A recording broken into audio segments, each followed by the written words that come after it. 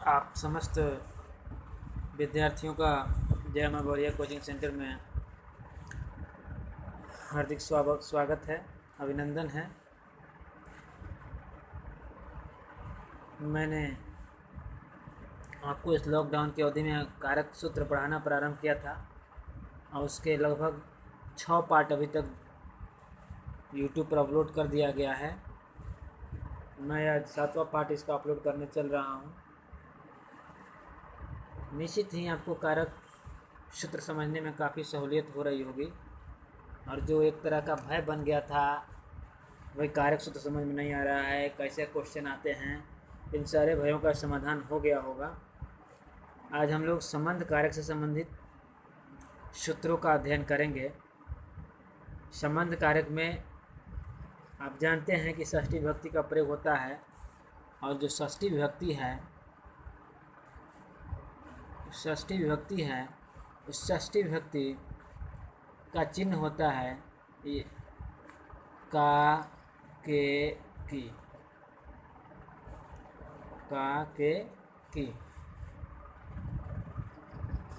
जैसे यह राम की किताब है,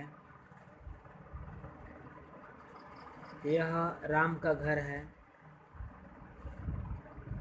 मेरा पुत्र है, गंगा का जल है। अब देख रहे का आ रहा है, ये का चिन्ह बता रहा है कि भाई यहाँ पे संबंध है। संबंध किससे किसका है? जैसे मैं कहूँ तुलसीदास ने रामायण की रचना की, ध्यान से देखिए, तुलसीदास ने रामायण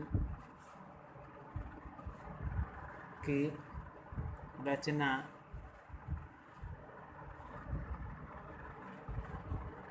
की है। तो रामायण के रचनाकार कौन हो गए? रामायण की रचना संबंध किस रामायण का होगा। तो रामायण के बाद जो का के की आया है, रामायण में कौन विभक्ति लगाओगे आप? षष्ठी विभक्ति का प्रयोग करोगे। इसी को अगला करके लिख रहे हैं, रामायण तुलसीदास दास की रचना है। अब आप बताओ, अब यहाँ रामायण में आपका षष्ठी विभक्ति नहीं लगेगा। अब तुलसीदास की रचना है, रचना किसकी है? रचना का संबंध किससे है? तो तुलसीदास से है। तो तुलसीदास में आप षष्ठी विभक्ति का प्रयोग करोगे, लेकिन इस वाक्य के लिए देखा जाए तो रामायण में आप षष्ठी विभक्ति का प्रयोग करोगे। ये बेसिक अंतर आपको समझने हैं। लगभग आप ये बात समझ गए हैं कि जिस वस्तु से जिस किसी व्यक्ति का संबंध हो, तो उस संबंध को दर्शाने के लिए आप किस व्यक्ति का प्रयोग करेंगे? तो षष्ठी विभक्ति का प्रयोग करेंगे। तो संबंध कारक का पहला जो आपका सूत्र है, संबंधे षष्ठी, संबंधे षष्ठी। इसका मतलब होता है संबंध कारक में षष्ठी विभक्ति होती है। जैसे राम का घर है, रामस्य गृहम अस्ति, रामस्य गृहम अस्ति। अब रामस्य पद में कौन विभक्ति है? तो रामस्य पद में षष्ठी विभक्ति है। यह किस सूत्र पर आधारित है? संबंधे षष्ठी सूत्र पर आधारित होगा। अब समझा जाए, इस वाक्य में देखोगे दो सूत्र लगाए गए हैं। रामस्य में षष्ठी विभक्ति है, गृहम में द्वितीय विभक्ति है। थोड़ा बेसिक क्वेश्चन समझते हैं। इसमें द्वितीय विभक्ति है, तो यहाँ पे चूंकि द्वितीय क्यों है इसको समझना है। तो घर का संबंध तो राम का घर था, तो राम का संबंध था घर से, लेकिन घर जो है आपका यहाँ पे कर्म कारक के रूप में, कर्म कारक में हमेशा द्वितीय व्यक्ति का प्रयोग किया जाता है। एक उदाहरण और लेते हैं, जैसा कि रामायण तुलसीदास की रचना है, रामायणम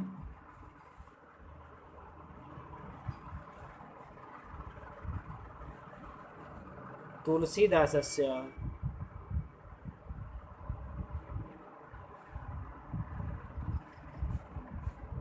रचना अस्ति।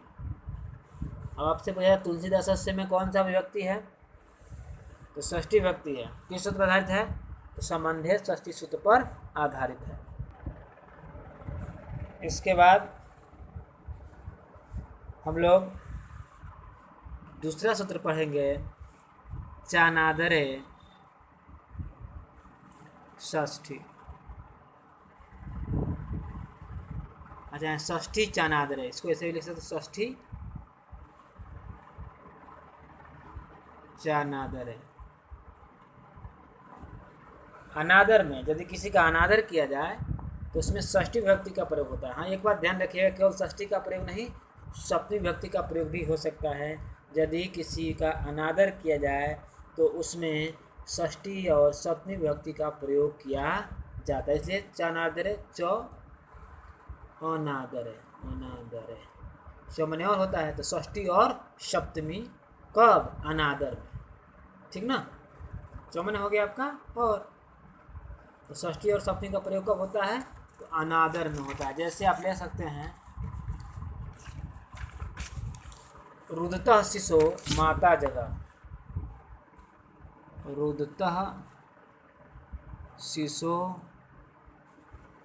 माता जगाम। अब यहाँ शिशो में कौन व्यक्ति है, तो षष्ठी विभक्ति है। इसी चीज़ को आप बनाओ, शिशु कर दो, रुदितः शिशु, रुदितः शिशु माता जगाम। यहाँ पे कौन व्यक्ति हो गई, सप्तमी विभक्ति हो गई। कौन व्यक्ति हो गई, सप्तमी विभक्ति हो गई। अब उसके बाद एक सूत्र और आता है, यतस्य निर्धारणम, यतस्य निर्धारणम। यतस्य निर्धारणम का समझना होगा।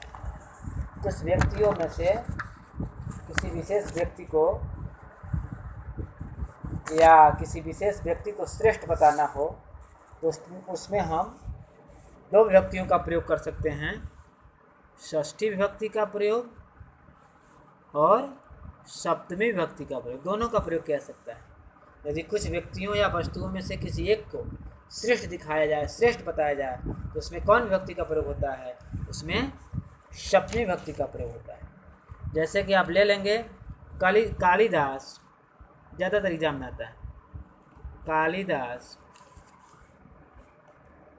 कवियों में श्रेष्ठ हैं, चाहे श्रेष्ठ थे लिख दो, श्रेष्ठ हैं चाहे थे लिखिए आपके ऊपर।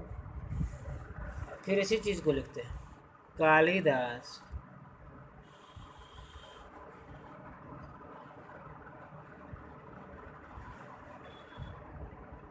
कवियों में श्रेष्ठ हैं। तो यहाँ पे कवियों में ऐसे दिखाई पड़ रहा है, कौन विभक्ति, विभक्ति चिन्ह बता रहे हैं, आधारो अधिकरणम, ठीक ना, सप्तमी विभक्ति। लेकिन यहाँ पे दोनों विभक्तियों का प्रयोग कर सकते हैं, षष्ठी का प्रयोग भी हो सकता है और सप्तमी का प्रयोग भी किया जा सकता है। तो चलिए, कालिदासः दासः कविनाम श्रेष्ठः अस्ति। इस चीज़ को सप्तमी से बनाया जाए, कविषु। काली, यहाँ पे कवि नाम कौन व्यक्ति है, षष्ठी व्यक्ति है। आपने याद किया है कि नहीं विभक्ति चिन्ह, बालकस्य बालकयो बालका नाम, बालकस्य बालकयो बालका नाम। तो बालकस्य एक वचन षष्ठी का, बालकयो द्विवचन, बालका नाम बहुवचन, तो बालका नाम से बना कवि नाम।